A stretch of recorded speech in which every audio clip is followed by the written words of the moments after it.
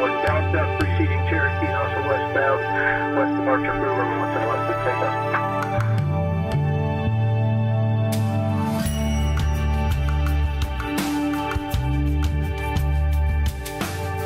They're all around us.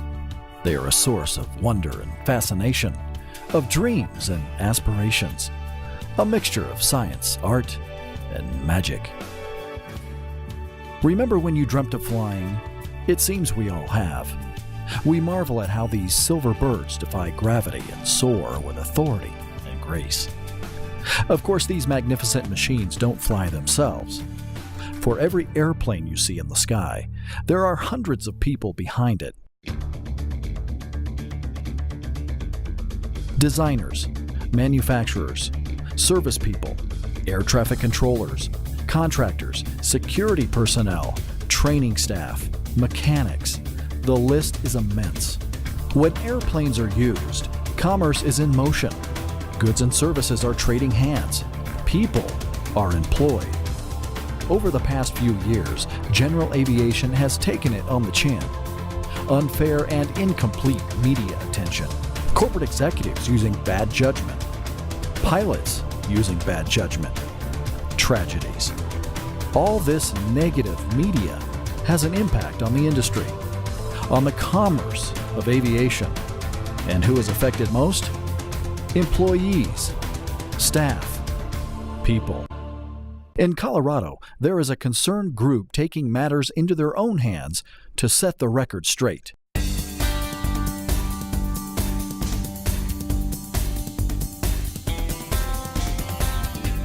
The Colorado Aviation Business Association, or CABA, is a grassroots group of aviation-related business owners and managers volunteering their time to improve communication between the state's general and business aviation industry and the public and local, regional, and federal governments. CABA has a three-pronged approach to accomplishing its mission. The first is through legislative action. We reach out to our legislative representatives and we educate them on the benefits of business aviation. The second is through educational outreach. We reach out to the community and we also reach out to schools, high schools and elementary schools to educate them on the benefits of aviation. The third approach is through our membership committee, where we hold events for businesses and operators on the airport and throughout Colorado to meet each other, network, which creates jobs in all of itself.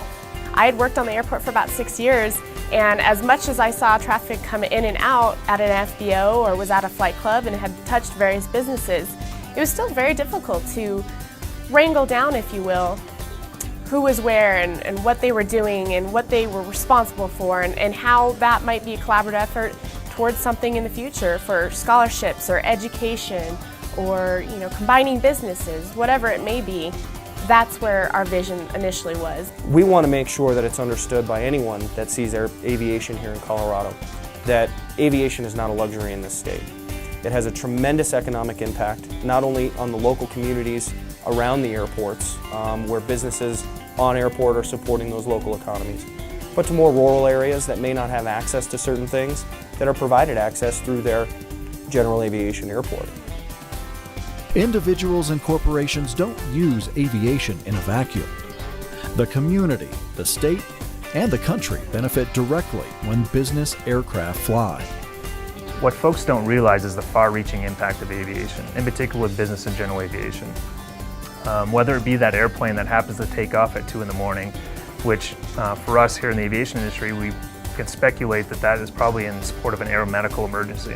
Or if it's just a general aviation aircraft that's providing flight instruction for a student who's working on his career, supporting his career path.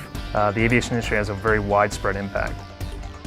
One of CABA's primary tasks is to share the facts that Colorado's commercial and general aviation airports generate over $32 billion in revenue, while employing some 350,000 people. That employment has a statewide economic impact of $11 billion in salaries.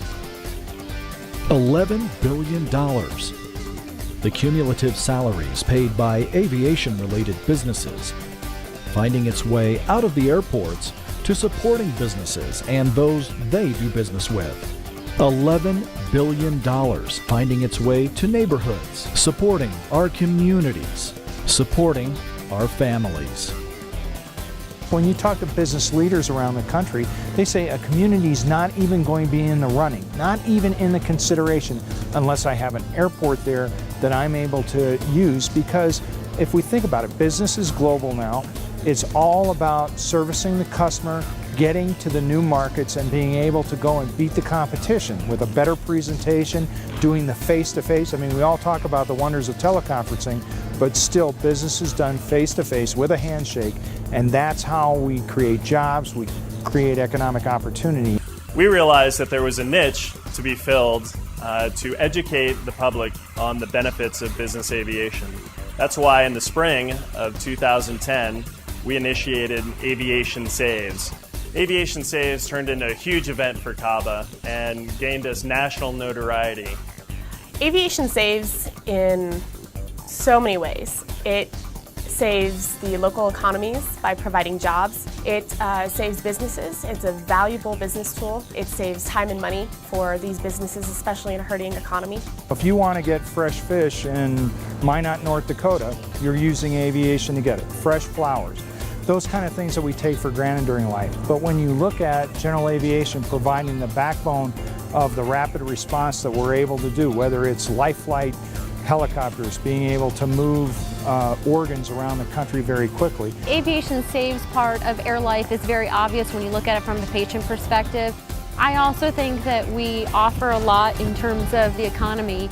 We put our bases, so we essentially decide where the next aircraft is going to be placed based on the population, based on the number of people, based on the number of injuries or incidents that that area has. And so we're constantly looking at how do we grow, how do we add resources to our program that still meets the demand of the population. So we're good neighbors, we're good taxpayers in that sense. We do employ a lot of folks, not just flight nurses and the pilots who operate the aircraft, but behind the scenes, the folks that really don't get a lot of credit are the mechanics that keep everything going, the communicators who run our communication center, who are very much like 911 operators in the sense that they take calls for help and help triage those, decide what is the best resources for that patient.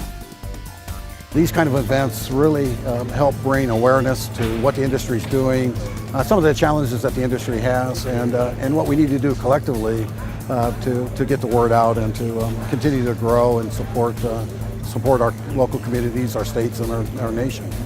There's less than 500 airports in this country serviced by commercial aviation, and they do a great job, work hard at being able to go and provide services out there. But there's more than 5,000 airports across the country that can serve large end of business aviation, and we utilize those to be able to connect the rural parts of this country with the rest of the country in a very rapid mode of transportation. The next time you hear or see an airplane, ask yourself, if they all went away, who do I know that might be affected? Chances are, it's more people than you realize. For more information about Colorado aviation, or to find out how you can get involved, visit our website at www.mycaba.org or send us an email at info@mycaba.org.